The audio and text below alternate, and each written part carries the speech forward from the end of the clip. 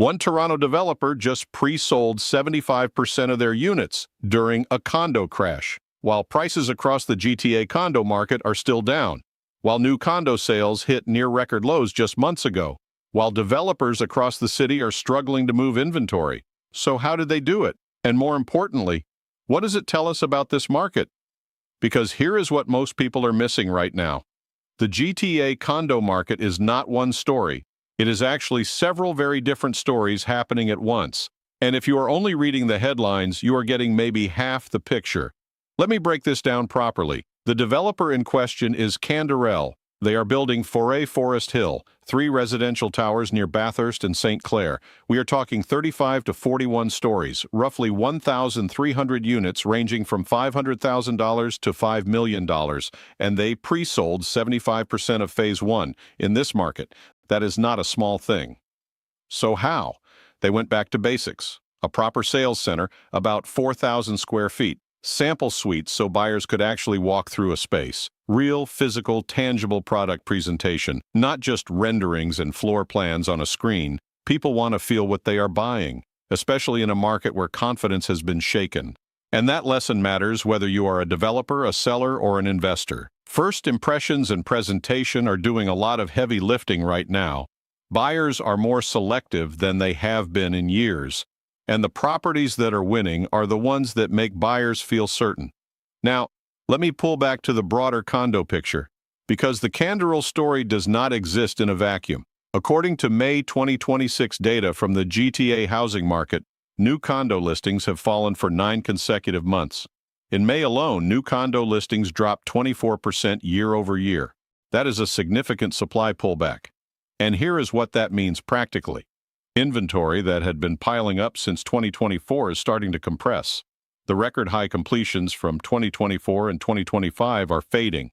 Fewer new units are hitting the market right now, and that is changing the supply picture faster than most people realize. Active condo inventory across the GTA is still elevated, but it is moving in the right direction, and in certain pockets, it is moving fast. Central Toronto is the clearest example of this. Condo supply in Central Toronto fell to 5.0 months in May. The GTA condo average is 5.7 months. That means Central Toronto is actually tightening ahead of the broader market. Condo sales in Central Toronto rose 12% year over year in May, 716 units sold.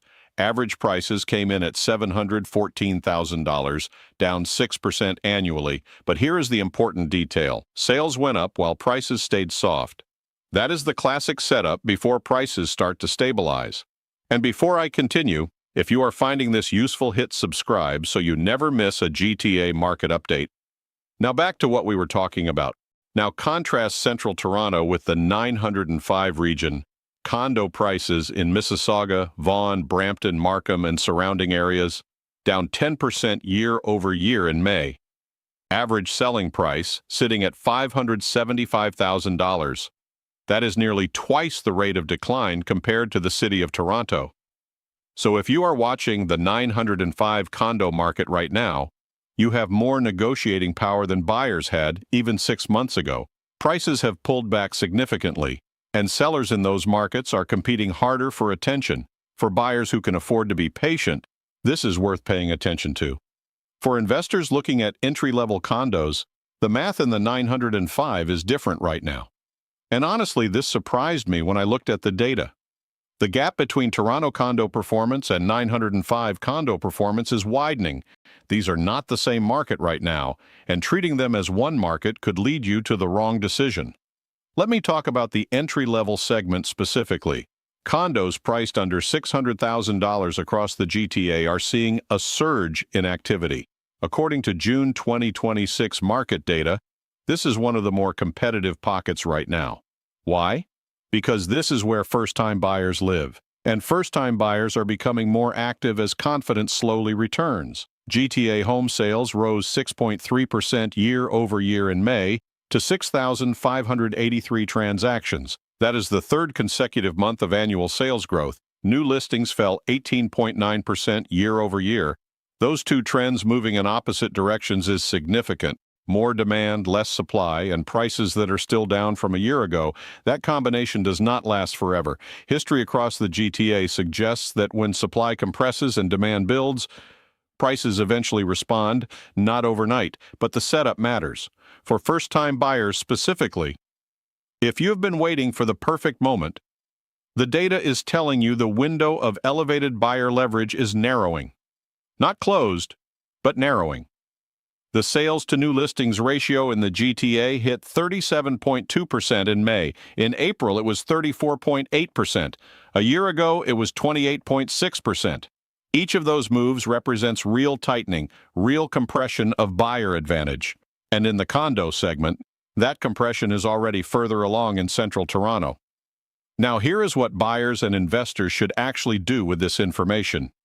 If you are a first-time buyer looking at condos, Central Toronto and the entry-level segment deserve serious attention right now.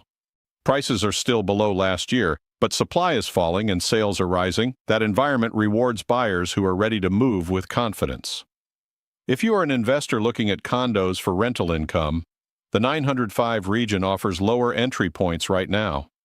Mississauga, Vaughan, and Brampton condos averaging around $575,000. That is meaningful for cash flow calculations. And rental demand in those suburban markets remains strong with transit expansion continuing.